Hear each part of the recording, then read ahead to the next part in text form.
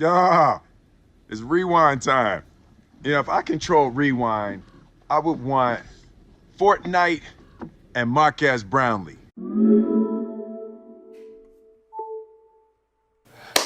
Marquez Brownlee. That little clip of Will Smith was from the 2018 YouTube Rewind, which is now the most disliked video in YouTube's history, which is insane. But Marquez Brownlee, which people call him MKBHD, just released a video and is #1 on trending on the top 2019 tech that he's looking forward to. I've yet to see the video, and I want to converse on this opinion because I want to see some tech in 2019, and I'm sure he has different opinions than me, but it is #1 on trending, 1.5 million views in the past 20 hours, so congratulations.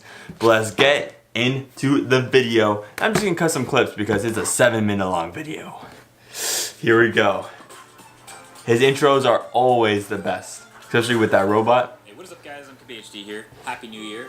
And I'm excited for 2019 tech. Any of these things or all of these things actually happen. So That's one thing I do like doing, for sure. Samsung Galaxy S10.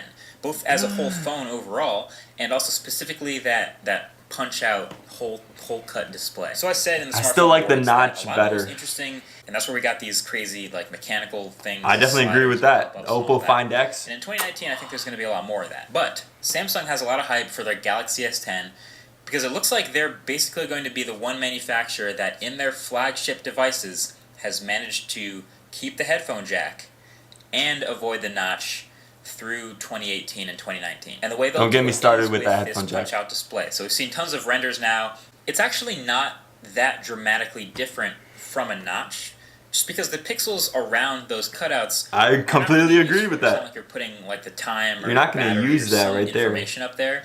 It's basically useless pixels up there still, but it looks visually different from a notch because it still lights up. So while it's technically still a notch, it's different. Innovation style, where this is a big upgrade year. We had 10, then we had 10S. Now we're going to have 11, I guess. And iPhone 11 is pretty promising. And a lot of this for me is specifically because of how much I like the new iPad Pro. I think that was actually legit my favorite piece of tech introduced in 2018. I like it that much. So that has me really good. with all these high hopes for the iPhone. So I'm not so secretly hoping that the new iPhone has that really industrial, boxy sort of design. I'm also hoping that maybe this is the first year that we get 120 Hz display in the iPhone, just like we have in the iPad Pro. Amazing. I am hoping that maybe we also get a USB Type-C port in the new iPhone. If they're willing to do it in the iPad, maybe they're willing to do it in the iPhone. I don't know. And then naturally we've come to expect high-end performance in iPhones. A lot of people don't know this, but the 1TB iPad Pro has 6 gigs of RAM. Maybe we'll see a high-end terabyte iPhone 11. I doubt it. The 6 gigs of... There's all these things that I see in the iPad Pro that I want in the iPhone. And I also realize I'm definitely setting myself up for major disappointment here because there's no way most of these things happen. But nevertheless, that's another phone I'm looking forward to. We just got those foldable smartphone announcements. I made a whole video about the possible applications of that. That could be cool. And just everyone else trying to find ways to differentiate themselves. You could just bend the iPad Pro. Not have a notch. Maybe this next Pixel not having a notch will make me really happy too. And then the Mac Pro.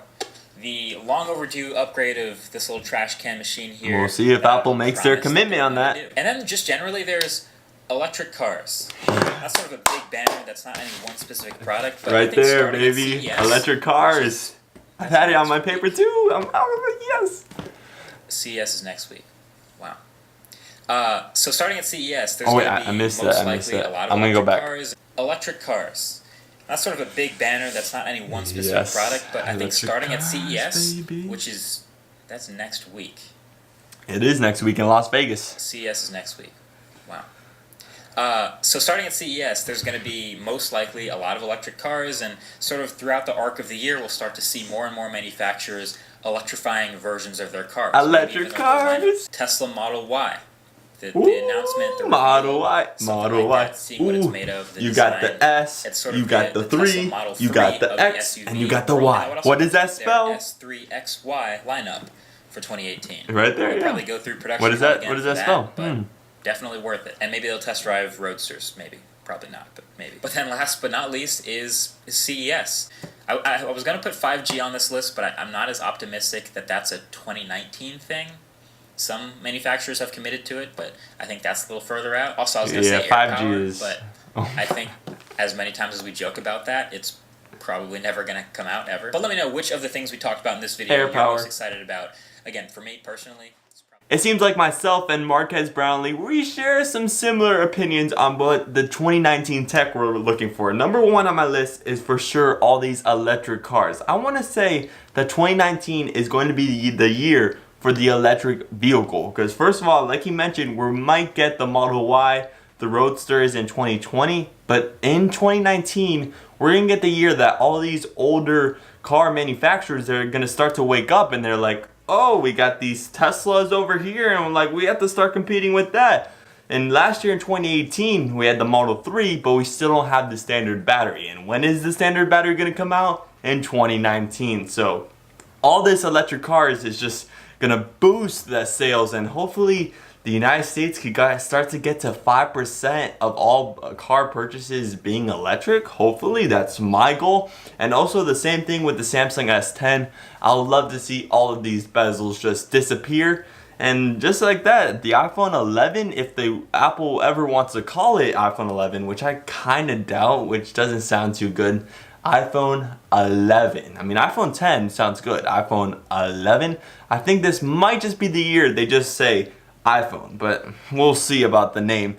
I really hope for that 120 hertz display like that because that promotion display is just like butter. I also really want the iPhone 11 to come with USB-C. I mean, the iPad Pro did it. I'm really hoping the 2019 iPhones do because we should USB-C all things. The AirPods should be USB-C with the AirPods 2.